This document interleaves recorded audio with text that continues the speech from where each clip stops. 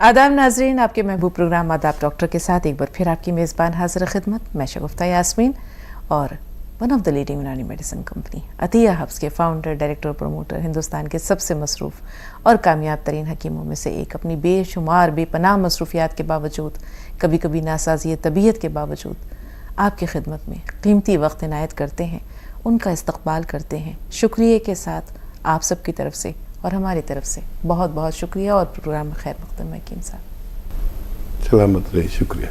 तो नाज़रीन, आगाज़ करते हैं एक छोटे से बहुत छोटे से क़स्से से और फिर इंशाअल्लाह हकीम साहब का खूबसूरत कलाम। उस्ताद ने अपने तमाम शागिर्दों से कहा, ऐसी अज़राह मजाक, यानी बात बात में मजाक मजाक में, कि कल सब जन्नत की मिट्टी लेकर आना। अगले दिन तमाम शागिर्द ऐसे ही खाली हाथ आ गए।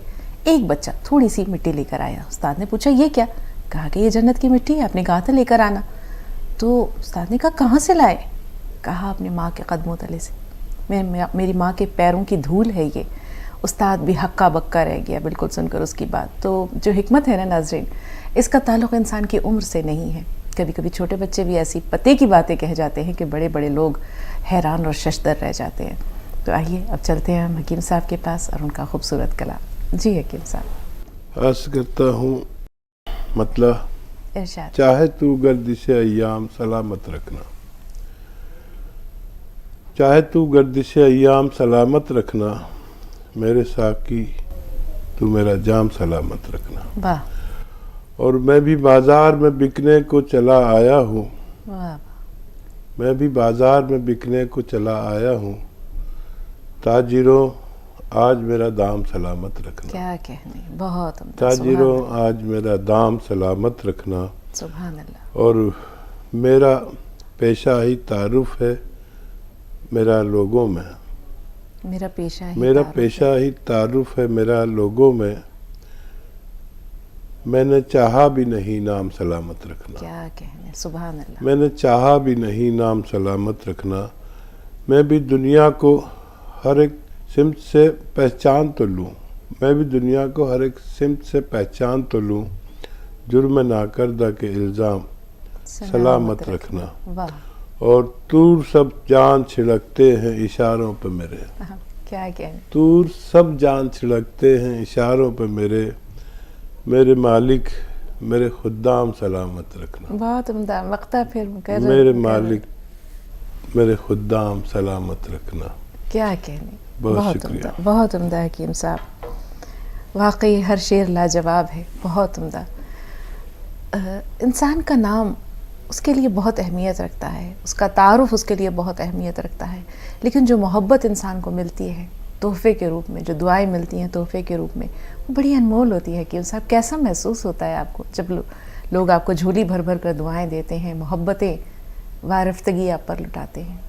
ये नाम और पेशा का ताल्लुक़ मैंने देखा कि महाराष्ट्र में लोग उसके काम से जानते हैं या पेशे से जानते हैं, और वो उसके नाम के साथ लगा देते हैं। वहाँ पर नाम भी बड़े बड़े बिगाड़ कर लेते हैं। तो वहाँ ये हुआ कि लोग मेरे पेशे से मुझे जानने लगे। और अगर मैं ये कहूँ मैं सुलेमान बात कर रहा हूँ तो लोग पूछते थे कौन सुलेमान, आज भी यही हाल है। और अगर मैं ये कहूँ कि हकीम सुलेमान बात कर रहा हूँ तो लोग एकदम खुश हो जाते हैं और घबरा के अरे अरे बोली। मैं कोशिश करता हूँ कि अपना खाली नाम बताऊँ, सुलेमान बात कर रहा हूँ, सुलेमान अर्ज़ कर रहा हूँ। तो कौन सुलेमान, वो बड़ा परेशानी होती है। फिर मुझे बाद में बताना ही पड़ता है कि मैं हकीम सुलेमान बात कर रहा हूँ, तो एकदम आदमी पहचानने लगता है। तो ये बात मैंने कही है कि मेरा पेशा मेरा तारुफ बन गया, और मैं अपना नाम सलामत रखना भी नहीं चाहता क्योंकि पैसे से लोग मुझे पहचानते हैं। अब दुआएं तो दरअसल हमदर्दी है। दुआएं तो निकलनी चाहिए। कुछ ऐसे काम हो जाएं, कुछ ऐसे मशवरे कामयाब हो जाएं हमारे आवाम के लिए कि उनकी तकालीफ दूर कर दीजिए। दुआएं तो झोली भर भर के मिलेंगी।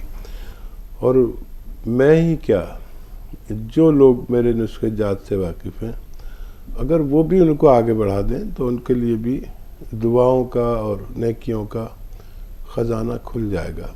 ये मेरे ज़ाती तजर्बात हैं, आप भी इससे फ़ायदा उठाया करें। बहुत शुक्रिया हकीम साहब। 2 कॉलर्स हैं, मुंबई से शबाना, फिर सुधा जी। जी शबाना, सवाल बताइए। अस्सलाम वालेकुम। वालेकुम अस्सलाम। वालेकुम सलाम। जी, मेरा सवाल ये है कि मेरे को किडनी में 3 एम का और 4 एम का पत्थर है। मैं मोबाइल रखूंगी, उसके बाद आप जवाब दीजिए, क्योंकि मैं भूल गई थी 2 मिनट के बाद वो टीवी चालू किया, आवाज बढ़ाया। जी। और मेरे को सिस में थोड़ा वो है, बबल जैसे दिख रहे हैं। मैंने एक गायनेकोलॉजिस्ट को भी बताई, तो बहुत पैसा खींच ली उसने। जो रिपोर्ट देखी है तो पहले फीस भी ले ली, फिर बाद में 2-3 टेस्ट कराई तो उसने 2000 रुपये खींच ली। फिर और एक डॉक्टर को बताई MBBS, तो उन्होंने भी 1000 रुपये खींच लिया, टेस्ट करवाए सब। तो खैर फिर भी मैं डॉक्टर को बताया आपका तो नुस्खा मैं लेती हूँ, और मैं तो आपके साथ 13 साल से जुड़ी हूँ, जब से मैं मुंबई में आई। 8 साल पहले मैं तो आई भी थी। ये हम नुस्खे लोगों को बताते भी है। ये तो आप लोगों का जो आपका है चैनल है, ये सब जो खिदमत कर रहे हैं, दाई में खिदमत है, और आपकी आखिरत का सौदा हो गया ये। और आप अकेले एक मुसल्ले पे दुआ करते हैं हकीम साहब, लेकिन आपके लिए लाखों करोड़ों लोग दुआ कर रहे हैं ना। तो सुबह के टाइम तो प्रोग्राम रखना ही रखना है आपका। रिटायरमेंट का तो बिल्कुल अब नाम मत लीजिए प्लीज। उससे हौसला मिलता, हमको हिम्मत मिलती, हमारी परेशानी में भी आपकी बातें हमको मदद करती। और मैं ये पूछना चाह रही थी कि गोंद सिहा, नमक जैतून और सोडा और अलसी, ये चारों एक साथ ले सकते क्या? और दूसरा सवाल ये कि बादाम खा सकते क्या? किडनी में स्टोन है तो क्या खाना और क्या नहीं खाना, ये बताइए। तो आपके लिए तो बहुत अच्छे फीडबैक आते। मैं तो हर प्रोग्राम देखती, बल्कि तो मैं, मेरा बैंक में इतना बड़ा पैसा अटका है तो मैं नहीं जा रही। एक के बाद कंटिन्यूस आपके जो प्रोग्राम आते हैं मैं यहीं लगे रहती हूँ। अब तो मैंने आदमी को चिल्लाई हूँ कि बस घर में फल फ्रूट और ड्राई फ्रूट्स लाएंगे, और अब काम वाली भी रख लेंगी पकाने वाली, तबीयत खराब है तो। और मैं टीवी के मुंह से बैठे रहती हूँ, 4 बजे रात से जगती हूँ। माशाल्लाह सबके लिए दुआएं करती हूँ। हम तो पहले ये बोला जाता है हदीस में कि अपन अपने आप के लिए दुआ करें, फिर अपने बच्चों के लिए, रिश्तेदारों के लिए, सबके लिए। लेकिन यहाँ तो हकीम साहब के लिए लाखों हाथ उठ रहे दुआओं के लिए। जो आप ये कार्य खैर कर रहे हैं, ये अनमिट है। मैं जब बोलती हूँ तो समझ में नहीं आता मैं क्या बोलूँ, कैसा बात करूँ। एकदम इतना जज्बाती हो जाते हैं हम लोग। और शगुफ्ता आप भी बहुत दुआओं के लायक है, और आधा असर तो आप में हकीम साहब का है। माशाल्लाह, अल्लाह ताला उनको सेहत तंदुरुस्ती दे कि हमारे लिए आए बैठे, वही काफी है कि वो हमारे लिए इतनी अच्छी बातें करते हैं हौसले मन की। तो हमारे को बहुत तसल्ली होती है, बहुत अच्छा लगता है।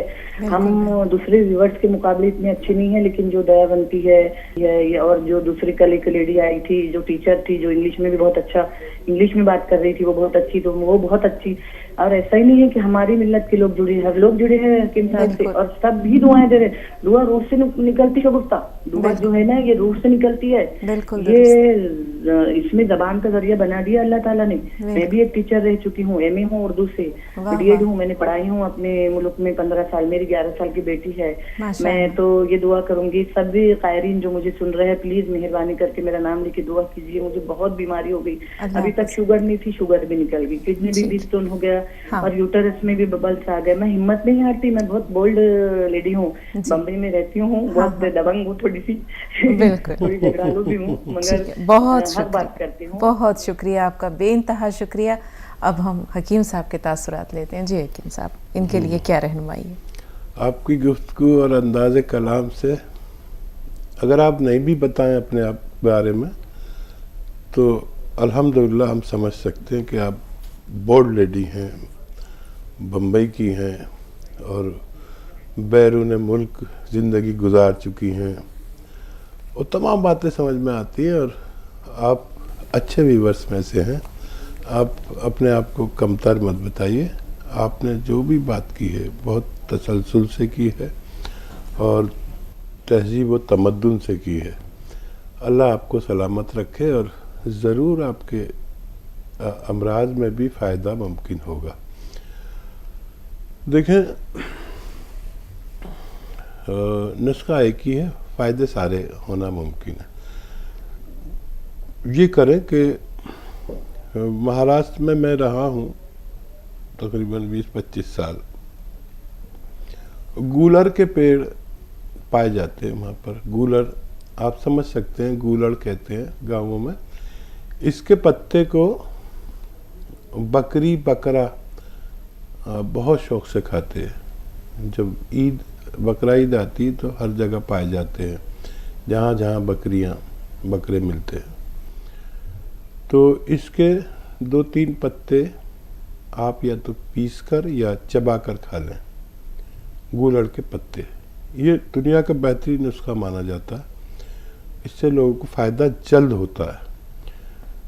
और खाना है 3-4 गूलड़ के पत्ते दिन में 1 बार, और 2 गिलास पानी में 1 या 2 नींबू निचोड़ दें, ठीक है।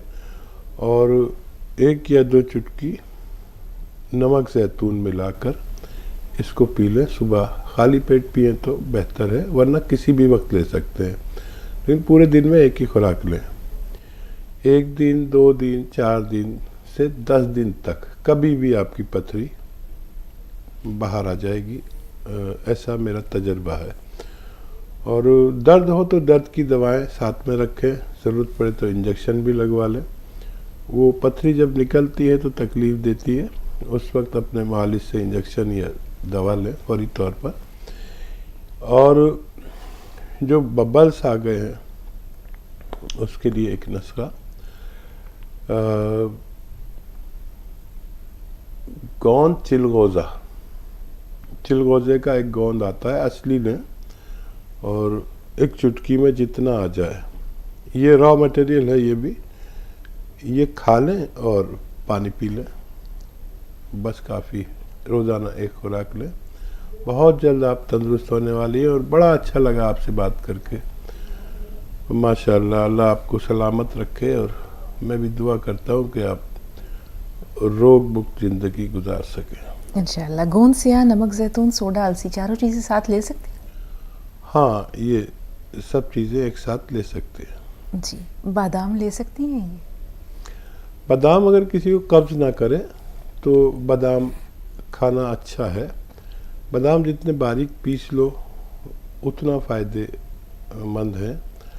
और जिन लोगों को बादाम कब्ज़ करता है उनको चाहिए कि बादाम का तेल भरोसे का हो, 2 चम्मच सालन में या दूध में मिलाकर ले लिया करें। बेहिसाब तवानाई और अमराज से लड़ने की ताकत, हड्डियों की मजबूती, दिमाग और आँखों की रोशनी के लिए बहुत बेहतर होता है। वक्त हो रहा है एक ब्रेक का, मिलते हैं वक्फे के बाद।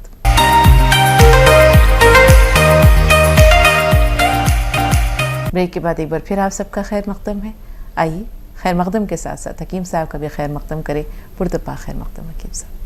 ज़रा नवाज़ी। सुधा जी, इस्तक़बाल है आपका, फरमाइए। मैं सोचती हूँ जब तक खुदा ने शरीर दिया है और हम किसी के काम आ सकें तो इससे बड़ा कोई मुकाम नहीं, और अल्लाह की नज़र में भी और औरों की नज़र में भी। माशाल्लाह जो काम आप करते हैं वह तो हम चाह करके भी नहीं कर सकते। हम तो आपके पाँव की धूल के बराबर भी नहीं बन सकते। रही बात आपकी तबीयत की, हर समय आप करोड़ों लोगों की दुआओं में रहते हैं, उन्हें तो कुछ हो ही नहीं सकता। ये तो अल्लाह को भी बहुत प्यारे होते हैं। मैंने अपने जीवन में एक ही बात आपसे सीखी है, मैं हर समय पूजा में रहती थी। जब से आपसे जुड़ी हूँ मेरी जिंदगी का रुख बदल गया।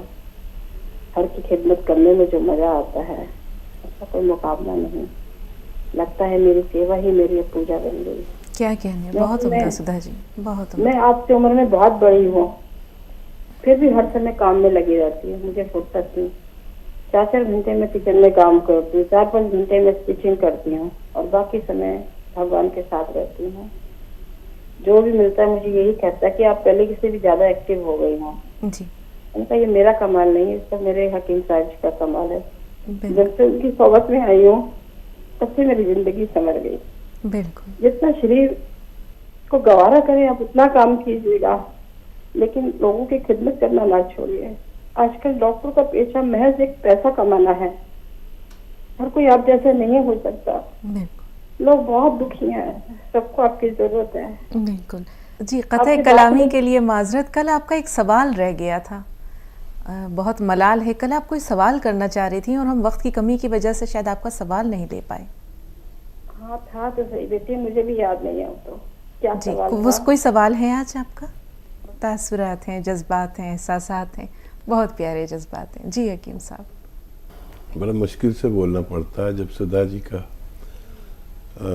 से बात हो जाती है, तो बोलने लायक कहाँ छोड़ते हैं ये।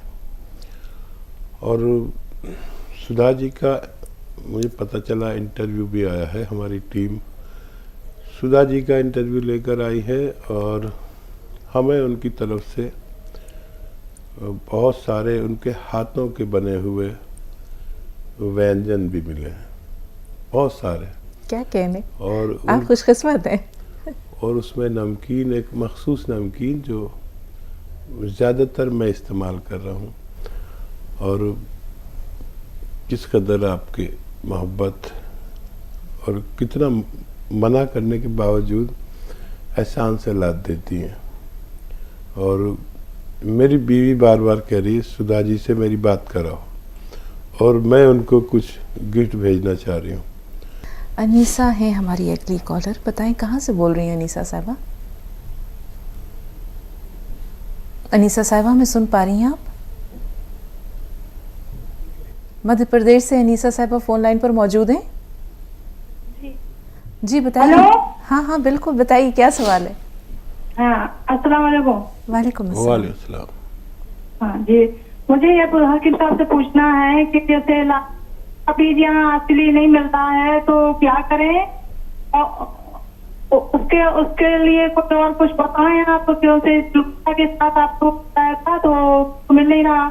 और ये आपकी जो काला गोंद है ना, इससे तो बहुत सारा मिल रहा है, अल्लाह पाक ने बहुत सिफा दिया आपके काले गोंद में।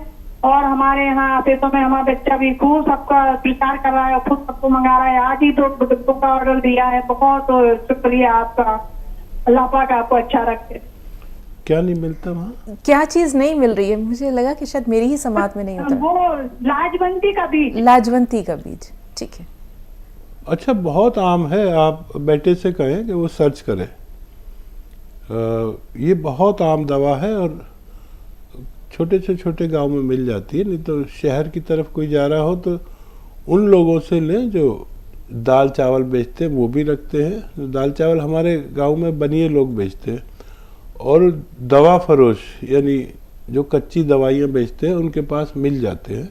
आप उन्हें आसानी से हासिल कर सकते हैं। शायद आपके यहाँ पर इसको कुछ और कहते हैं, तो बेटे से कहिए कि ये सर्च करें कि और कौन आपके यहाँ पर कौन सी लैंग्वेज में क्या कहा जाता है। आपके यहाँ जो ज़बान बोली जाती है, हर इलाके का अलग कुछ कहते हैं, हर इलाके में दवाओं को, ये मैं जानता हूँ। तो आपके यहाँ क्या कहा जाता है बेटा सर्च करके आपको बता देगा, तो आसानी से दस्तयाब हो सकता है। बहुत शुक्रिया, आप हमारे साथ जुड़े रहें और लोगों की खिदमत करते रहें। अल्लाह आपको इसका अलग से अजर भी दे सकता है इंशाअल्लाह। सईदा साहबा बताएं क्या सवाल है? हेलो जी सईदा, इस्तकबाल है। जी सुन रहे हैं आपको, फरमाइए। हाँ, हम लोग को शुगर ज्यादा है, परसों टेस्ट कराए थे। हाँ। तो उसके लिए शुगर नॉर्मल होने के लिए क्या खाना है? ठीक है। ठीक है, तो देखिए शुगर के दो इलाज हैं। एक तो वो है इलाज जो आप करते हैं, डॉक्टर आपको दवाई देता है, वो भी बहुत अच्छा इलाज है। और एक इलाज यूनानी भी है। यूनानी का फ़ायदा ये होता है कि शुगर कंट्रोल करने के साथ ये शुगर और शुगर की दवाएं हमारे जिस्म पर नुकसानात छोड़कर जाती है, कभी आँखों पर, कभी दिल पर, कभी किडनी पर। तो ये यूनानी दवाएं उन दवाओं को और शुगर को हमारे पार्ट्स ऑफ बॉडी को नुकसान देने से रोक लेती है। तो इसलिए यूनानी दवा भी साथ में लें, वो दवा भी खाएं। एक तो आता है जैतून का सिरका, असली लें, 2-3 चम्मच सुबह, 2-3 चम्मच शाम, पानी में मिला के या सालन में मिला लिया करें। इससे सालन जायकेदार भी हो जाता है और आपकी शुगर भी कंट्रोल रहती है। कुछ लोग ऐसे हैं जिनको ये नहीं चलती, ये सिरका जैतून का नहीं चलता, खट्टी चीज़ जिनको नहीं सूट करती उनको चाहिए कि एक आता है जामुन का गोंद। तो जामुन का गोंद ले लें, एक चुटकी में जितना है सुबह और एक चुटकी शाम, खाने से पहले खा लिया करें। एक एक चुटकी बस काफ़ी है। दुनिया की तेज़ तरीन और रॉ मटेरियल जामुन का गोंद है। इससे तेज़ फ़ायदा मेरे तजर्बे में कोई दवा नहीं करती। ये 2 से 3 टाइम भी लिया जा सकता है। फ़ौरन शुगर को कंट्रोल करती है 1-2 दिन में। और आप आज करें और फिर कल करें शुगर टेस्ट, तो आपको पता भी चलेगा कि कितनी शुगर कंट्रोल होती है। जी, साजिदा साहबा बताएं क्या सवाल है आपका? जी अस्सलाम वालेकुम। वालेकुम सलाम। जी हकीम साहब, हम देखते हैं कि आप टेंशन बहुत ले रहे हैं। हमको बहुत दुख लगता है आपको टेंशन देख करके। अच्छा, मेरी टेंशन से? जी, आप इतना टेंशन न लिया करें। हाँ, दरअसल साजिदा आप अपना सवाल कर लीजिए, फिर मैं जवाब दूंगा। जी, सवाल ये है कि एलोवेरा के लिए आपने कल बताया था, तो एलोवेरा और एलवा में क्या फ़र्क है? आपकी किताब नुस्खा जात सुलेमानी में एलवा का जिक्र है, एलोवेरा का नहीं है। क्या ये दोनों चीज़ें अलग अलग हैं या एक ही हैं? बड़ा और अच्छा विटामिन सी के लिए एलोवेरा किस तरह लेंगे? ठीक है। अच्छा देखिए, एलोवेरा जो है वो एलोवेरा का पौधे का जो गूदा होता है अंदर का, उससे एलोवेरा का सिरका बनता है और प्रोडक्ट भी बनते हैं। लेकिन जो एलोवेरा का छिलका है वो कड़वा होता है बहुत, जबकि एलोवेरा का गूदा फीका होता है, मतलब उसमें कड़वाहट नहीं होती। तो इसके छिलके का पानी निकाल लिया जाता है और उसको आग पर जलाकर जमा दिया जाता है, उसे एलवा कहते हैं। और ये कड़वा होता है गोंद स्याह की तरह। तो बेईमान लोग एलवे को गोंद स्याह की जगह पर बेचकर पैसे कमाते हैं, लेकिन वो गोंद स्याह नहीं है, एलवा है जो पेट के इमराज में काम आता है। और उसमें विटामिन सी नहीं होती और इसमें विटामिन सी होती है, और वो भी विटामिन सी गर्म किस्म की। ज़्यादातर विटामिन सी ठंडे मिजाज की होती है, लेकिन इसमें जो विटामिन सी है ये गर्म मिजाज की है। और इसके हलवे के रूप में भी बनाया जा सकता है। एक मार्केट में आता भी है हलवा गीगवार कहते हैं एलोवेरा को हमारी ज़बान में। तो हलवा गीगवार भी बनाने का तरीका है और मार्केट में बना बनाया भी लोग बेचते हैं। बेहतर ये कि खुद बनाया जाए, मेरी कोशिश रहती है। और मैं फ़िक्र में इसलिए हो गया कि मेरा अस्पतालों से कम वास्ता पड़ता है, और जब मुझे ज़रूरत पड़ी तो मैंने आपसे शेयर किया था कि मेरे साथ सारी गलत तशख़ीस, गलत तजवीज़, गलत ऑपरेशन, गलत सब कुछ कर दिया। तो मुझे अपना तो कोई परेशानी नहीं, ना मैं मौत से डरता हूँ, क्योंकि मुझे जो जिम्मेदारियाँ अल्लाह ने दी थी वो सब पूरी करा दी। मैंने अल्लाह से दुआ भी मांगी कि मुझे सब कुछ तूने मेरी औकात और मेरी सोच से ज़्यादा दिया, तो मुझे मौत का गम नहीं, बस गम ये है कि एक तो ये निज़ाम अस्पतालों का अच्छा हो जाए। ये लोग जो इतनी तकलीफ़ में हॉस्पिटल जाते हैं और वहाँ पर डॉक्टर्स की जो पैसे कमाने की भूख है वो ख़त्म नहीं होती, और किसी का जेवर बिक जाता है, किसी की ज़मीन, किसी का मकान बिक जाता है और कोई मकरूज़ हो जाता है।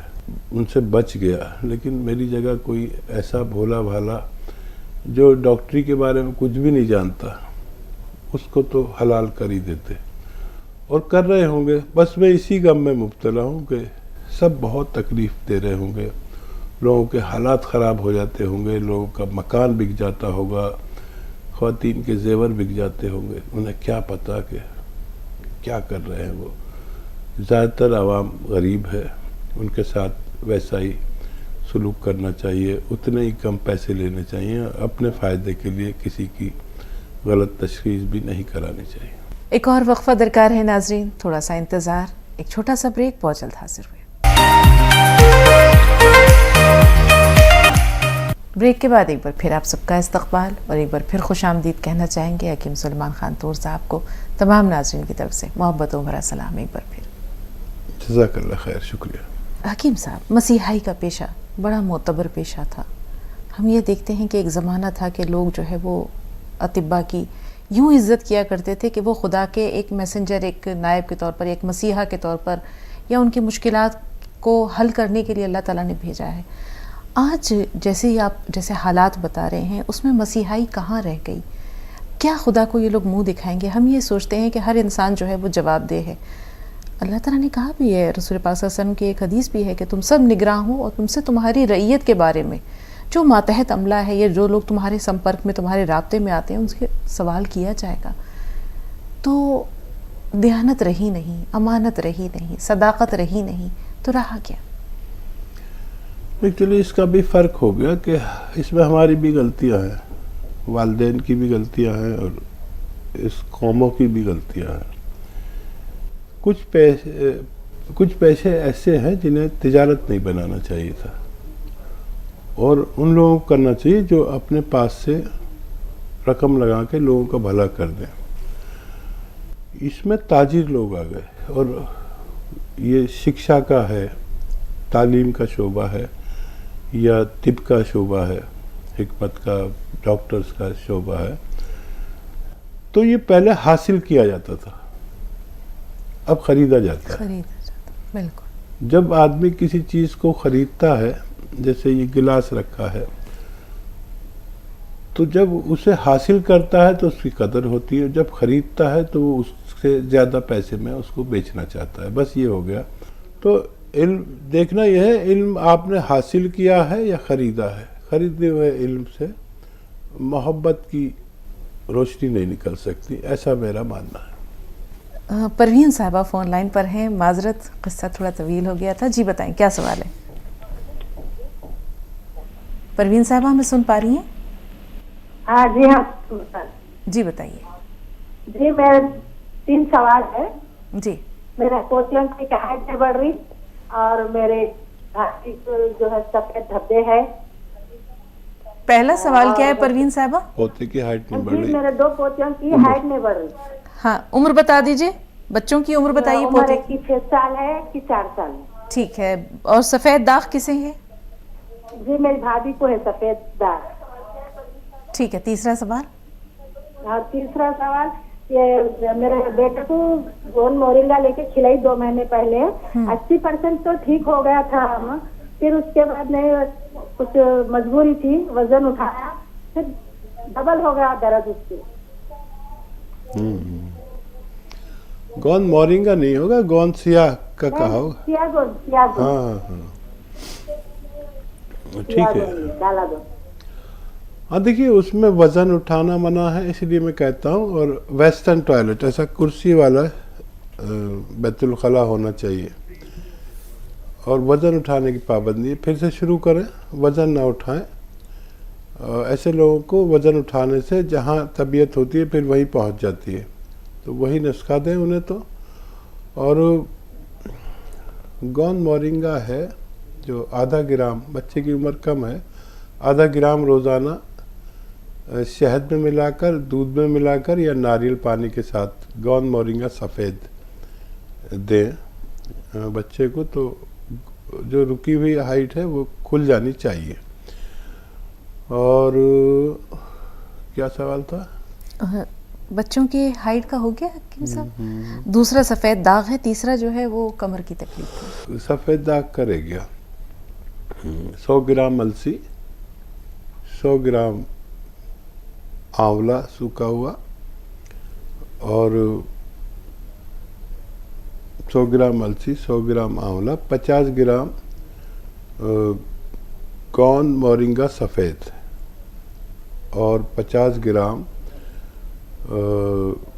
बापची एक दवा का नाम है। बापची बारीक बारीक दाने होते हैं, खुशबूदार मेथी की तरह होते हैं, मेथी से भी ज़्यादा खुशबू। इन सबको पाउडर बना लें और 1 ग्राम रोज़ाना सुबह 1 ग्राम शाम जो इसके बर्ज के मरीज़ हैं उनको खिलाया करें। काफ़ी लंबा इलाज है, 1 साल भी लग सकता है। अगर 2 महीने में सफ़ेद दागों के का रंग बदलने लगे तो आप समझ लें कि ये ठीक हो सकते हैं। फिर कितना भी लंबा इलाज करना पड़े आप इसे ले सकते हैं। सईदा साहबा हमें सुन पा रही हैं? जी सईदा साहबा, आपसे फ़ोन लाइन पर राब्ते में है, सवाल बताइए। टीवी की आवाज़ थोड़ी देर के लिए बंद कर दीजिए, म्यूट करिए, सवाल बताइए।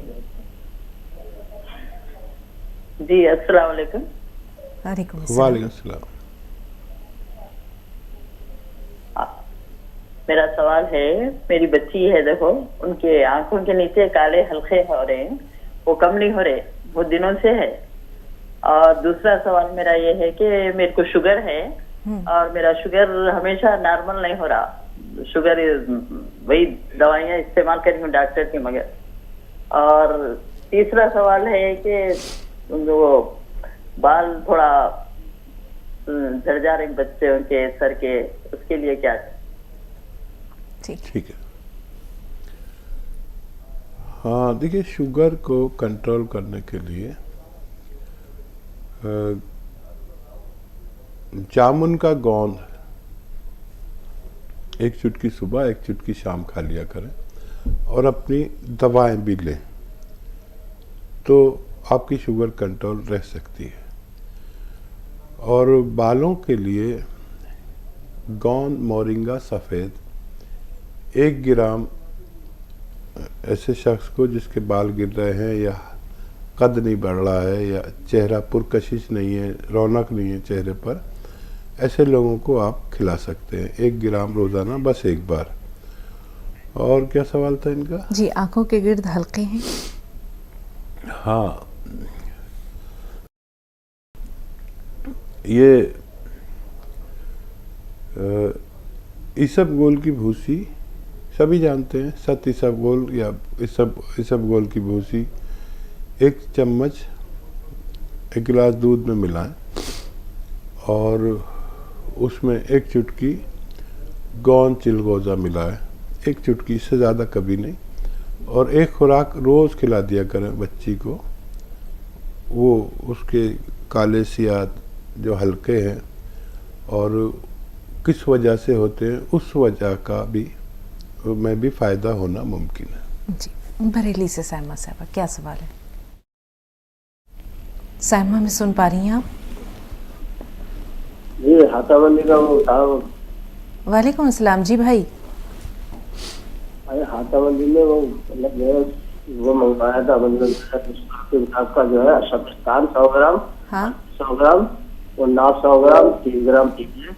हाँ उसका पाउडर बना के रख दिया है। कल नमक जैतून मंगाया था, हाँ तो उसका मतलब है, और सोडा भी बताया खाने वाला। जी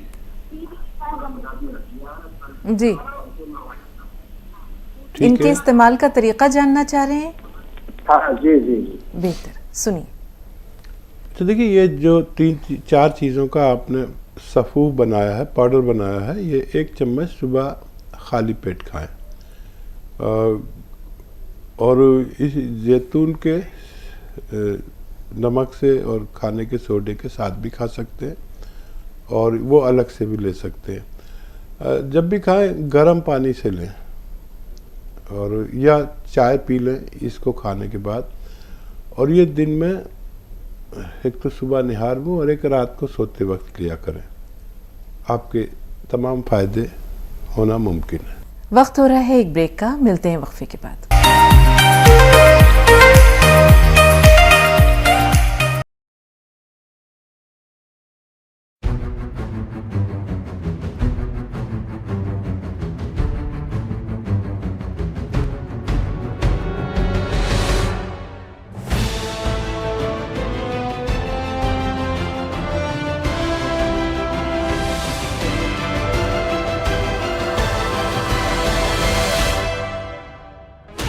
Sixteen channels, 15 languages, 26 states, 1200. Break के बाद एक बार फिर आप सबका खैर मकदम है। आइए खैर मकदम के साथ साथ हकीम साहब का भी खैर मकदम करे। पुरतपा खैर मकदम हकीम साहब। चलो नवाजी। आयशा हैं हमारे साथ। जी आयशा साहबा, क्या सवाल है? अस्सलाम वालेकुम बाजी। हकीम साहब को भी सलाम। वालेकुम सलाम। हाँ, हकीम साहब मैं ना बार बार आपके पास कॉल करके कभी भी रोती ना, थोड़ा आप लोग कुछ भी गलत मत समझो हकीम साहब, क्यों बोलते मेरे वालिद और वालदा नहीं है, तो थोड़ा घर के अंदर परेशान है, जैसे मेरे को कभी भी रोना आ जाता। तो कभी भी अगर की फोन करे तो रोते बोल के हमारे भाई लोग बोल रहे हैं आप कभी भी रोए तो हकीम साहब बाजी सोचते होंगे ये रोते से बच्ची आ गई शायद बोल के। आप हमेशा हंसते मुस्कुराती रहें, कभी कोई दर्द और गम आपके पास ना आए आयशा। राब्ता मुनक़ता हो गया, राब्ता ख़त्म हो गया, लेकिन ये रोने वाली आंख जो है ये मेरी भी है। मैं तो आपसे ज़्यादा रोता हूँ, मैं तो औरतों से को भी मात कर रखा है। आप देखा होगा प्रोग्राम में, आपसे ज़्यादा तो मैं रो पड़ता हूँ। और ये रोने वाली आंख अल्लाह को बड़ी पसंद है।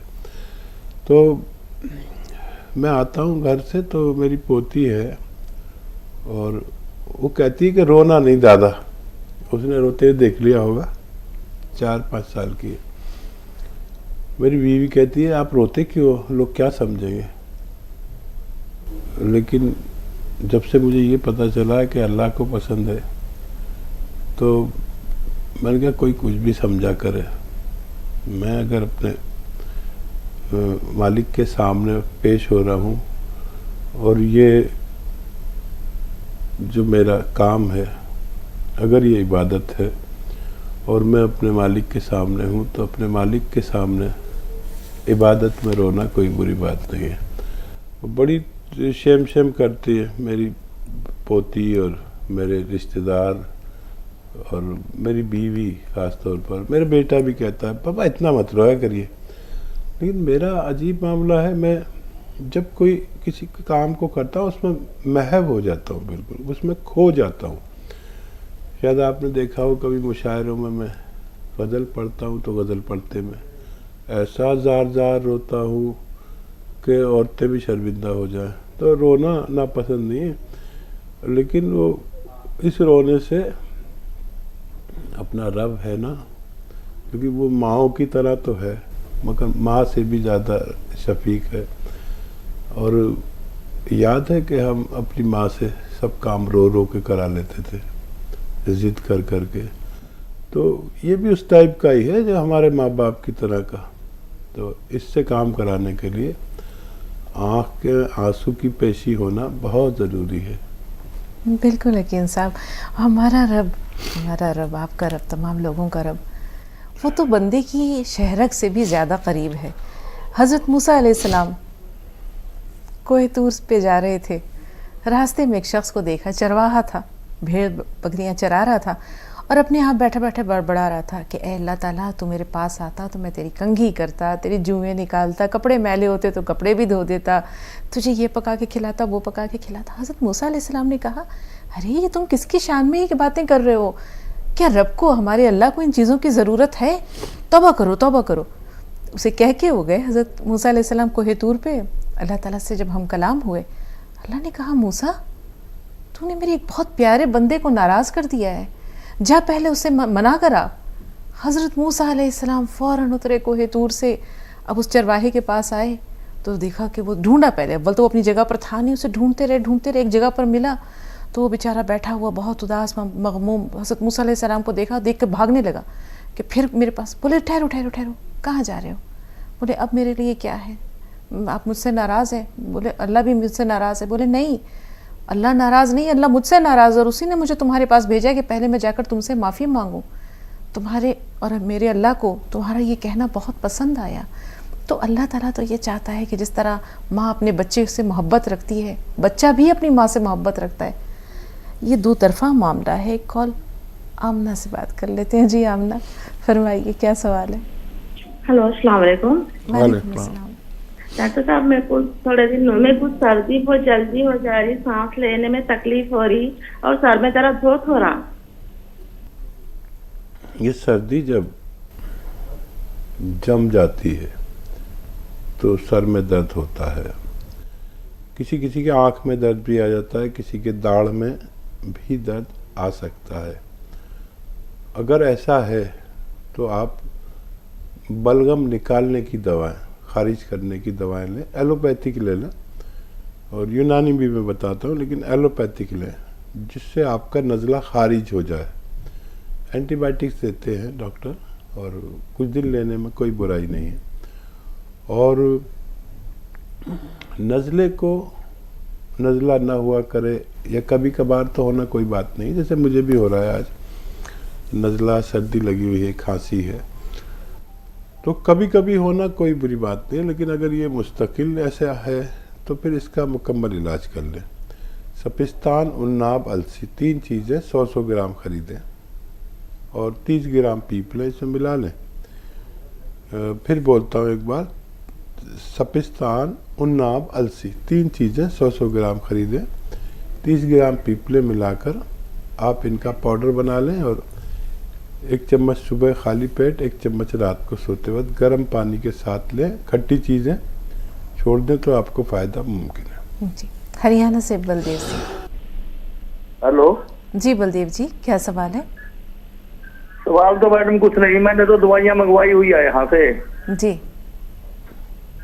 मैंने यहाँ से एम केयर कैप्सूल भी मंगवाए हैं, अखरोट प्रास भी मंगाया है, हल्दी प्लस भी मंगवाया है, काफी चीजें हैं। जी, कितना फ़ायदा हुआ आपको? ये चीज़ें कब से इस्तेमाल कर रहे हैं और कितना फ़ायदा हुआ? अभी इस्तेमाल नहीं किया, अभी 1 पैकेट तो मिल चुका है मेरे को, दूसरा पैकेट अभी आना है।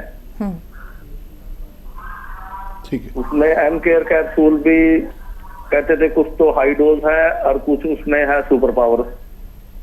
ठीक है, ठीक है जी। और जैसे ही आपको वो पार्सल पहुंचेगा, उसके बाद हमारे हेल्पलाइन नंबर से आपको फ़ोन आएगा, और वो बता देंगे कि कौन सी दवा किस वक्त किस चीज़ के साथ लेनी है। वो आप लिख लेना।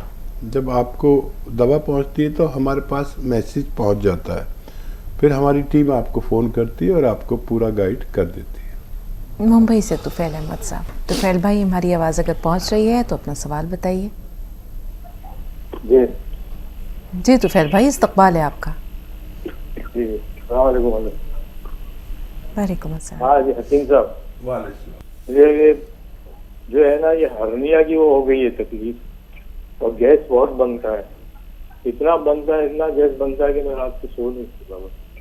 और ये ऊपर पेड़ों के ऊपर है ना, थोड़ा सा पेड़ है ना ऊपर फूल गया है, तो डॉक्टर बोले हर्निया है, तो फेस वगैरह कराए। इसके लिए क्या करना पड़ेगा? ठीक है, देखिए, अगर अभी शुरुआत है तो ये अच्छा भी हो सकता है, और ये आपके दोनों अमराज के लिए है, दोनों बीमारियों के लिए है। ये नुस्खा बहुत मशहूर भी है, मैं सबको, हो सकता है आपकी डायरी में भी लिखा हो, अगर आप डायरी लिखते हैं मेरे नुस्खे जात के तवस्सुल से। तो ये सौंफ, सौंठ, ज़ीरा, अजवाइन, धनिया, मेथी, ये 6 चीज़ें। एक बार और बोलता हूँ, सौंफ, सौंठ, ज़ीरा, अजवाइन, धनिया, मेथी का दाना, 6 चीज़ें 100-100 ग्राम लेकर पाउडर बना के रख लें। और एक आता है नमक जैतून, इसको आप 1 चुटकी नमक जैतून 1 या 2 गिलास पानी में डालकर, इस पानी से दिन में 2 बार खाने से पहले खाया करें, आपको फ़ायदा होना मुमकिन है। जी हकीम साहब, हर्निया के बारे में कहा जाता है कि इसे ऑपरेट करा, साइंस जो है वो, इसमें मेडिकल साइंस की अगर हम बात करें तो किस हद तक कामयाब हो सकी है? दवाओं के ज़रिए इसे क्या ठीक किया जा सकता है? हाँ, देखिए, जब शुरुआत होती है और पहले स्टेज होती है किसी भी बीमारी की, तो उसे आराम से कंट्रोल कर सकते हैं जी। और जब वो हद से तजावुज़ कर जाए तो फिर मुश्किल हो जाता है, और अगर वो दवाओं के हुदूद से बाहर निकल जाए तो फिर ऑपरेशन बेहतर है। ये तय करना ज़रूरी है कि हर्निया किस नौइयत का है। अगर शुरुआत है तो उसने अभी जाली क्रॉस नहीं की। हमारे पेट में ऐसे जाली सी होती है जिस पर हमारी आंतें रखी हुई होती हैं। कभी कभी ये हर्निया उस सूरत में होता है कि ये आंतें जोर लगाती हुई होती हैं कि जाली को फाड़ दें। ओझ ज़्यादा हो जाता है, बोझ ज़्यादा हो जाता है, पेट ठीक नहीं रहता। तो पेट ठीक कर दो तो ये जोर पड़ना बंद हो जाता है और आदमी अच्छा हो सकता है। कभी इतना होता है कि वो जाली क्रैक हो जाती है और हमारी आंतें उसमें निकलने लगती है बाहर को। तो फिर ये करते हैं कि ऑपरेट करके जाली को सी देते हैं या दूसरी जाली डाल देते हैं इस किस्म की। तो नौइयत पे है कि क्या ज़रूरी है, डॉक्टर की नीयत, नौइयत और आपकी काबिलियत पे है कि आप सही फैसला ले सकते हैं कि नहीं। तंदुरुस्ती बहुत बड़ी नेमत है हकीम साहब। एक बार चली जाए या हम ये कहें कि इंसान को अगर बीमारियां घेर लें तो फिर उसे एहसास होता है कि वो वक्त जो सेहत के साथ या तंदुरुस्ती के साथ गुजरा वो कितना अनमोल था। एक कॉलर ने कहा था कि उन्हें कोई जायका महसूस नहीं होता। किस वजह से ऐसा होता है कि कभी कभी इंसान का जो टेस्ट होता है वो ख़त्म हो जाता है या वो सलाहियत मफकूद हो जाती है कि वो चीज़ों के जायके पहचान सकें? और देखिए वो जो कुव्वतें हैं ना अल्लाह ताला ने इंसान को दी है, कुव्वत शामा, हाँ, कुव्वत बासरा और कुव्वत सामिया। और ये इंसान की कुव्वतें जो बज़ाहिर नज़र नहीं आती। तो कुव्वत लामसा, क्या कहने हकीम साहब, सलामत रहिए। तो वाह वाह, आपके साथ ही लफ्ज़ याद आते हैं। तो एक कुव्वत है जो जायके की है, वो चली जाती है और फौरी तौर पर इलाज कर लिया जाए तो ये वापस भी आ सकती है। तो ये सब चीज़ें बहुत हसास हैं। मतलब उधर आपने बोला, इधर कानों ने सुना, दिमाग को फौरन बात पहुंचाई, खुशबू आई नाक में आई, अरे ये तो फला चीज़ बक रही है पड़ोस में। मतलब पता ही नहीं चलता, लेकिन सारे सवाल जवाब होते रहते हैं।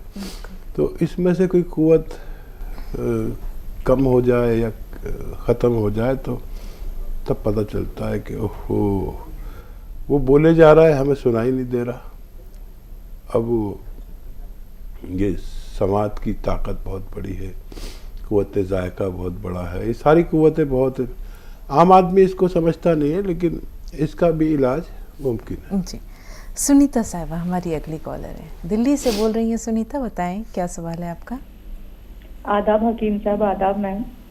आदाब। सर मुझे जानना था, ये जो बदल रहा है मौसम इतना ज़्यादा, तो सर्दी जुकाम बहुत ज़्यादा फैल रहा है मेरी मम्मी को, मेरे पापा को, और छोटे बच्चों को भी बहुत ज़्यादा हो रहा है। इसके लिए क्या कुछ नुस्खे हो सकते हैं? ज़रूर हो सकते हैं। और कभी इत्तेफाक से किसी को हो जाए साल में 2-4 बार तो ये कोई फ़िक्र की बात नहीं है। और इसके लिए नुस्खे जात भी होते हैं और सर्दी से बचना भी ज़रूरी है। और नुस्खा ये है कि अलसी, सपिस्तान और उन्नाब, ये 3 चीज़ें 100-100 ग्राम लें। उन्नाब इसमें एक ऐसी चीज़ है जिसकी गुठली निकाल के फेंकनी पड़ेगी। और अलसी, उन्नाब, सपिस्तान डिसोड़े को कहते हैं। तो ये 100-100 ग्राम लें और 30 ग्राम पीप लें। इनको खूब बारीक पाउडर बनाकर 1 चम्मच सुबह खिला दिया करें, बस काफ़ी है। गर्म पानी से खट्टी चीज़ें छोड़ना चाहिए। और अगर कोई मुस्तकिल बलगमी मिजाज का, हमेशा नज़ला, खांसी, बलगम छींके रहती है, उनको 6-7 महीने भी खाना पड़ सकता है। जो आर्जी मरीज़ हैं उनके लिए बहुत अच्छा है, ये आप इस्तेमाल कर सकते हैं। महेंद्र प्रताप जी फ़ोन लाइन पर मौजूद हैं आप? हाँ जी, इस्तकबाल है आपका महेंद्र जी। हाँ जी, हकीम साहब से बात करा दे सर। जी आदाब, जय हिंद। महेंद्र जी बताइए क्या सवाल है, आखिरी वक्त है, बताइए, टाइम खत्म होने वाला है। हाँ सर, हम आपके बहुत फैन है सर। आप बहुत अच्छे हैं। हम आपकी दवा खा रहे हैं आप 2 साल से सर। बहुत अच्छी है आपकी दवा। हम गुरस्टोन, गोंसिया पी केयर और जो है वो और सिरका सब बहुत हमको फायदा कर रहा है, सब बहुत फायदा कर रहा है सर। बहुत शुक्रिया, भगवान ने आपको फायदा दिया। और कोई सवाल है? सवाल है सर, हमको पित्त जो है बन रहा है सर, इस समय पित्त बन रहा है ज्यादा, कफ नहीं, कफ में बन रहा है, पित्त बन रहा है सर। ठीक है। अच्छा देखिए, धनिया और सौंठ, धनिया, सौंठ, सौंफ, अजवाइन, ज़ीरा, मेथी, ये 6 चीज़ें पाउडर बना लें और इसका 1 चम्मच भर के खाएं और नमक जैतून 1 चुटकी 2 गिलास पानी मिला के इस पानी से आप इसे इस्तेमाल किया करें दिन में 1 बार या 2 बार। ये धनिया, सौंफ, सौंठ, जीरा, अजवाइन, धनिया, मेथी को 100-100 ग्राम लेकर पाउडर बना के रख लें डब्बे में भर के। ये किसी के भी काम आता है, बहुत सारी बीमारियों में ये घर में तैयार शुदा रहे तो हम कभी भी इस्तेमाल कर सकते हैं। बहुत शुक्रिया आपके हमारे साथ जुड़ने का, बहुत धन्यवाद। तमाम नाज़रीन का हद दर्जा शुक्रिया फ़ोन करने के लिए, सवालात करने के लिए, रहनुमाई हासिल करने के लिए। कभी कभी आप भी फैज़ान का सबब बनते हैं, लेकिन जो फैज़ान का चश्मा है हकीम साहब की ज़ात, उनके इज़हार तशक्कुर के बगैर हमारा ये प्रोग्राम अधूरा है। तमाम नाज़रीन की तरफ से हद दर्जा ममनून व मशकूर। सेहत व सलामती की ढेरों दुआओं के साथ इजाज़त लेते हैं हकीम साहब। चलो, शुक्रिया। तो नाज़रीन, अगली मुलाकात तक के लिए इजाज़त दीजिए। आदाब।